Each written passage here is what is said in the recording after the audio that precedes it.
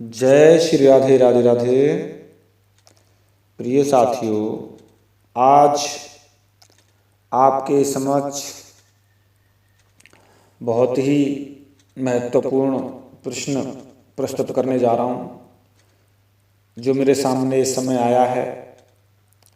प्रश्न इस प्रकार है कि सीता जी को वापस करने की बात को सुनकर रावण हर किसी को लात मारकर ही क्यों भगाता था।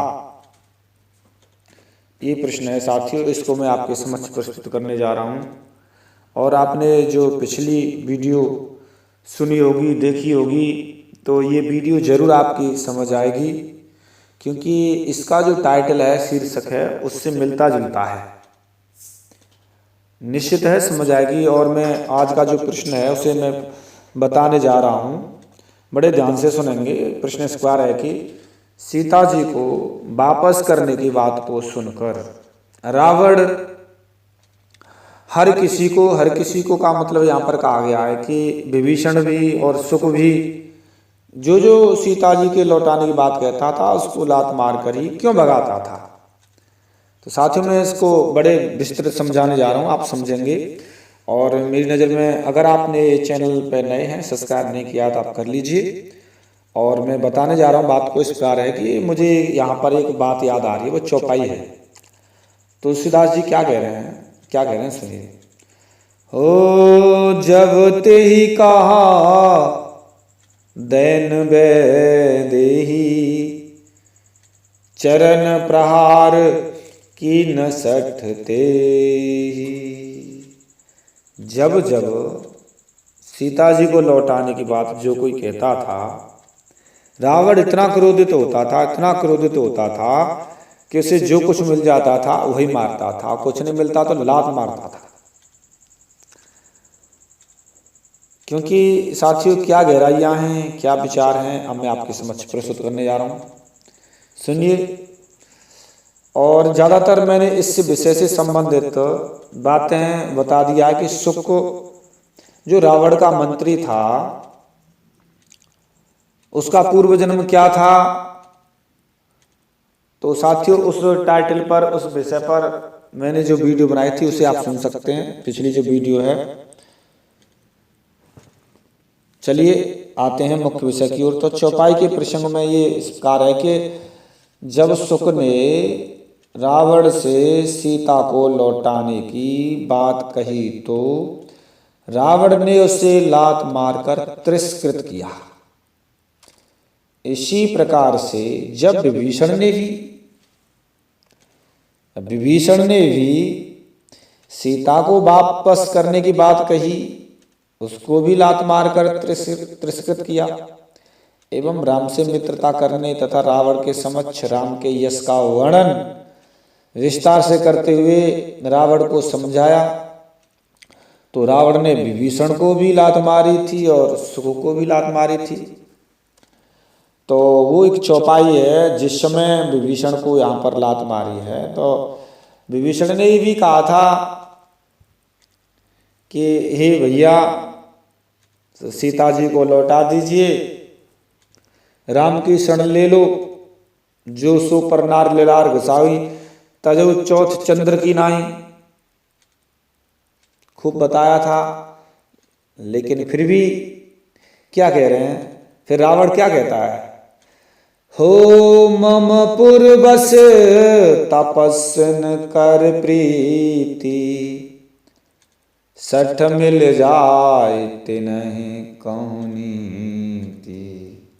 अरे जा, मेरे पुर में रहता है, तपस्वियों से प्रेम करता है, जा मूर्ख, उन्हीं के पास जा और उन्हीं को यह ज्ञान दे। तो क्या रावण ने क्या किया, अस कहे कि ने से चरण प्रहारा, अनुज गहे पद बारहि बारा। उसने ऐसे लगातार अस्के की निश्चरण प्रहारा और लात मारने लगा। और अनुज गहे पद बारहि बारा, छोटे भाई में लात मारने लगा बार बार। तो फिर विभीषण जी कह रहे हैं, तुम पितु सरिस भले ही मोहि मारा, राम भजे हित नाथ तुम्हारा। वास्तव में सच्चा प्रेम तो भाई जैसा ऐसा ही होना चाहिए। कोई किसी का अमंगल करता है और तुम उसका मंगल ही सोचो, तुम उसका मंगल ही सोचो, तो तुमको भगवान की शरण जीते जी मिलेगी और जीवन के बाद में भी शरण मिलेगी। ये वास्तव में भक्तों के लक्षण हैं, और जिसके अंदर शुद्ध विचार हैं वो निश्चितः पार है। तो इस प्रकार रावण जिससे भी असंतुष्ट होता था उसे लात मार कर ही भगाता था। इसका कारण यह भी था कि लात मारकर तिरस्कृत करना, एक गहराइयां है इसमें साथियों। तिरस्कृत करने का चरम सीमा है, इसमें बड़ा अपमान और बड़ा क्या हो सकता है, बहुत ज्यादा अपमान की बात है। रावण हर किसी के साथ ऐसा इसलिए करता था साथियों, समझिए क्यों करता था, इसमें गहराइयां हैं। और ज्यादातर मुझे ऐसा लगता है किसी विद्वानों ने बताई होगी, किसी ने नहीं बताई होगी, लेकिन हम आपकी समझ उन गहराइयों को प्रस्तुत करने जा रहे हैं, सुनिए। तो रावण कहता, जब मैं इन सबको लात मारूंगा, रावण कहता है जब मैं इन सबको लात मारूंगा जो मुझे सीता जी को लौटाने कहेंगे, तो ये सब राम के भक्त जानकर अपना सारा हाल राम जी को बताएंगे, क्योंकि ये लात खाकर गुस्से में जाएंगे छोड़कर, राम की शरण में जाएंगे, पक्की बात है। जब किसी के कहने से किसी भी तरीके से कोई भगवान की शरण में चला जाए, तो जिसके माध्यम से कोई व्यक्ति गया उसका कल्याण तो हो गया, जाने वाले का हो या न हो अलग बात है। तो रावण ने अपना कल्याण करने के लिए किसी भी तरीके से, चाहे विभीषण को चाहे सुख को, किसी भी तरीके से भगवान की शरण में भेजा। अब भेजा तो रावण का तो मुक्ति हो गई थी, कल्याण हो गया था, धाम सिधार गया, चला गया। और सुनिए आगे साथियों कि ये बताएंगे भक्तों का अपमान कभी भगवान सहन नहीं कर सकते। उसमें आया है कि एक रामायण में एक चौपाई आती है, सुन सुरेश रघुनाथ सुभाऊ, निज अपराध रिसायन काऊ, जो अपराध भगत कर करही, राम रोष पावक सोज रही। अगर मेरे भक्त का कोई भी अपराध कर देता तो मेरी क्रोधाग्नि उसे जलाकर भस्म कर देगी, उसे कोई नहीं बचा सकता। अन्यथा अगर जानना है भक्त की महिमा तो सुनो, लोकहु वेद हो, लोकहु वेद विदित इतिहासा, यह महिमा जा नहीं दुर्वासा। राम सिया राम, सिया राम जय जय राम, राम सिया राम, सिया राम जय जय राम। अगर किसी को भक्ति की महिमा जाननी है तो दुर्वासा जी को देख लीजिए। दुर्वासा जी अम्बरीश जी की परीक्षा लेने गए थे, जो एकादशी का व्रत रहे थे। और भक्तों की सेवा में तो भगवान और सुदर्शन चक्र दोनों रहते हैं, उसे मारने को। और कहा अम्बरीश जी से कि राजन, मैं आपकी सेवा करो मेरी, मेरा आतिथ्य स्वीकार करो। भगवान आपका आतिथ्य स्वीकार है, विराजिए, क्या सेवा है। हम स्नान करने जाते हैं, प्रसाद ग्रहण करें। ठीक है महाराज आइए। इधर द्वादशी लगने वाली थी, एकादशी व्रत पूरा नहीं होता, समय थोड़ा रह गया था। बड़ा विचित्र धर्म संकट फंस गए। अम्बरीश जी ब्राह्मणों से पूछा क्या करना चाहिए, संत जी तो नहीं आ रहे स्नान करके, बड़ा समस्या परेशानी है। तो उन्होंने कहा कि भगवान का चरणामृत ले लीजिए, जल पी लीजिए, उसमें कोई व्रत पूरा भी हो जाएगा और संत का सम्मान भी रह जाएगा, भोजन भी नहीं माना जाएगा। क्योंकि उसमें हमारे भारतीय संस्कृति में अगर कोई अतिथि आया उससे पहले भोजन करना एक अपमान का कारण माना जाता है। तो उस दृष्टि से इतने में जैसे ही जल ग्रहण किया, इतने में दुर्वासा जी आ गए, राजन तुमने मेरा अपमान किया है, अब मैं तुम्हें छोड़ूंगा नहीं। कृत्या प्रकट की। कृत्या जैसे ही राजा की ओर दौड़ी तो उनकी सेवा में सुदर्शन चक्र जी थे, उन्होंने जलाकर भस्म कर दिया। और हम दुर्वासा जी की ओर दौड़ते रहे। दुर्वासा जी कभी ब्रह्मा जी की, विष्णु की, सबकी शरण में गए, कहीं शरण नहीं मिली। 1 साल तक दौड़ते रहे, अंत में विष्णु जी की शरण में गए। विष्णु जी ने कहा, अरे मैं भी नहीं बचा सकता, अब तो उन्हीं भक्त की शरण में जाइए। अंत में भक्तों की शरण में आना पड़ा। 1 साल तक कष्ट पाते रहे, आना पड़ा भक्त की शरण में। अम्बरीश जी को की शरण में आना पड़ा।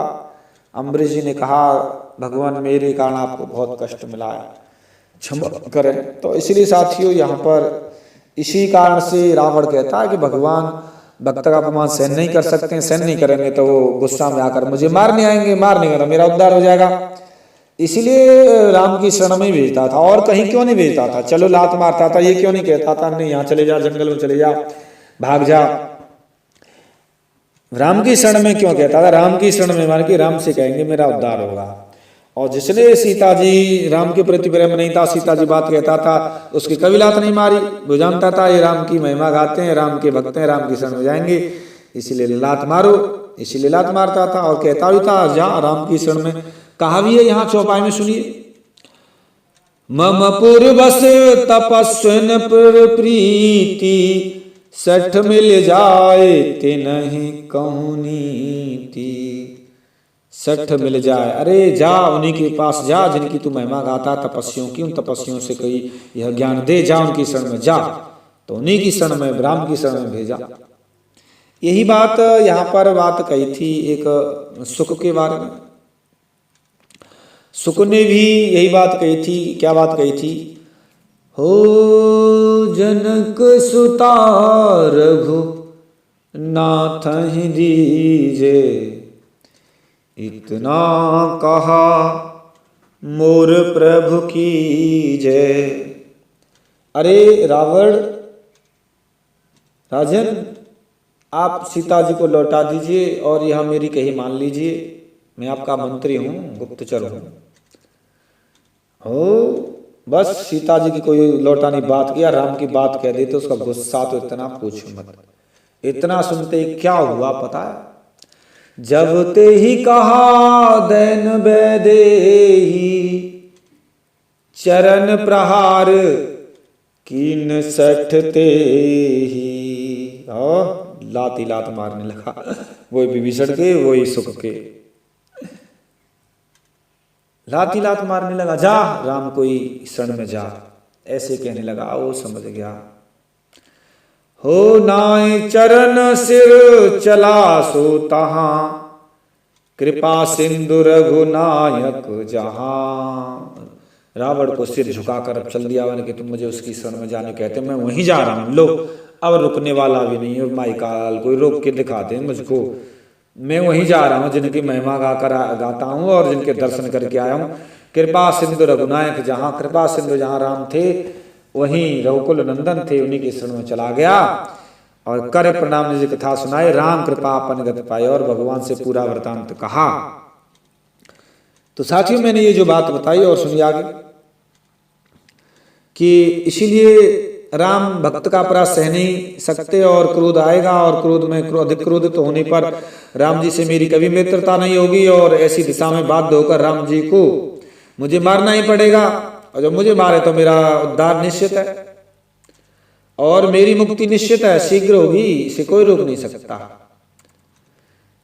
क्योंकि संत श्री मुखों से ऐसी कथा सुनने में आई है कि सेतु बंधन के समय, साथियों कहीं इसका प्रमाण तो मिला नहीं है और बहुत से लोग कहते ही हैं, लेकिन चलन की बात एक सामने आ रही है, लेकिन इसको प्रमाणित नहीं कह सकते क्योंकि ये बात कहीं शास्त्रों में तो अभी नहीं मिली है। और लोग कहते हैं जरूर कि रावण सेतु बंधन के समय आया था और रावण ने वहां पर गुरु दक्षिणा मांगी थी, यानी क्या है कि भगवान आपसे और मेरी कभी मित्रता न हो, ऐसा मांगी थी, लेकिन ऐसा कहीं प्रमाण नहीं है। इसलिए एक बातें ही एक कपोल कल्पित ही मानी जाती हैं। और लेकिन ठीक है, कहीं संतों के कहने से आती हैं तो कहीं ना कहीं ये बातें सुनने में तो संतों ने जो बात कही है एक प्रमाणित नहीं है हम कह सकते, क्योंकि हमने किसी शास्त्र में नहीं पढ़ी है तो हम पूरी इसे प्रमाणित नहीं करते हैं। और बात आगे साथियों चलाते हैं।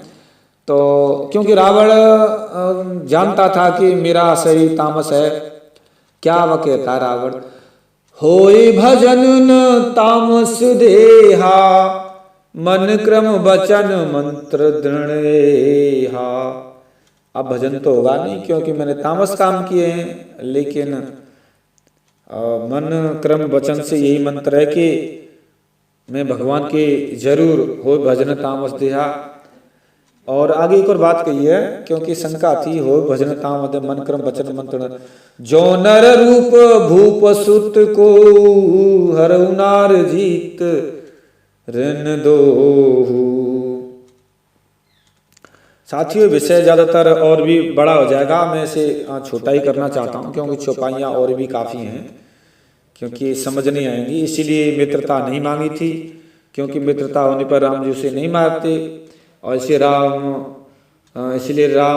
रावण ने राम के परम भक्त विभीषण और शुक को दोनों को ही लात मारकर भगाया था, जिससे राम चिढ़े और क्रोधित होकर तथा हमें मारे ऐसी मुक्ति हो, ऐसा रावण का विचार था, सोचता। रावण मरना भी चाहता था, मुक्ति चाहता था। रावण का यही वैर करने का कारण है, क्योंकि उसमें एक बात आई है कि खर दूषण मोहि सम बलवंता, तिन्हि कुमारहि बिन भगवंता। वो शंका हो गई थी उसी समय रावण को। अगर कोई काम ऐसा हो जाए तो हम लोग भी शंका करते हैं कि ऐसा काम तो वही कर सकता है जो इस क्षेत्र का अंदाज रहता है ना, एक सिस्टम का। तो क्योंकि इतना पराक्रमी कोई नहीं दूसरा हो सकता कि खरदूषण को कोई मार दे। इस दुनिया में कोई ऐसा अलंकारी नहीं पैदा हुआ सिवाय भगवान की। तो समझ गया कि अब अवतार हो गया। तो उसमें फिर कहा है कि सुनहु प्रियावृत रुचिर सुशीला, मैं कछु करवे ललित नरलीला, तुम पावक महु करहु निवासा, जो लगी करो निशाचर नासा। तो उसमें एक आया है कि जो नर भूपसुत को हरऊ नार जीत ऋण दो, होय भजन न तामस दिया, मन क्रम वचन मंत्र दृढ़या, जो नर भूपसुत हरऊ नार जीत ऋण दो। कि भगवान अब मुझसे भजन तो हो नहीं सकता क्योंकि मेरी तामस देह है। इस कारण से रावण ने अपनी बात यहाँ पर कही कि अब तो मैं जो न भूपसुत को हरनार जीत रण दो, उनकी नारी को हरण करूंगा, और नारी को हरण करेगा तो मारा जाएगा। किसी की नारी को हरण करोगे तो आप मारे जाओगे, वो छोड़ेगा नहीं, पक्की बात है, निश्चित है। तो उसमें कहिए तो भगवान के बाण से मैं मारा जाऊंगा और इसी में मेरा कल्याण है। तो वही बात दोबारा मैं दोहराऊं साथियों, होई भजन तामस दिया, मन क्रम वचन मंत्र दिया, जो नर सतुर नार जीत। तो उस दृष्टि से साथियों यहाँ पर ये प्रसंग पूरा होता है। और साथियों में मिलता हूँ एक किसी विशेष गहरे रहस्य के साथ में। तब तक के लिए जय जय श्री राधे राधे राधे, जय श्री राधे।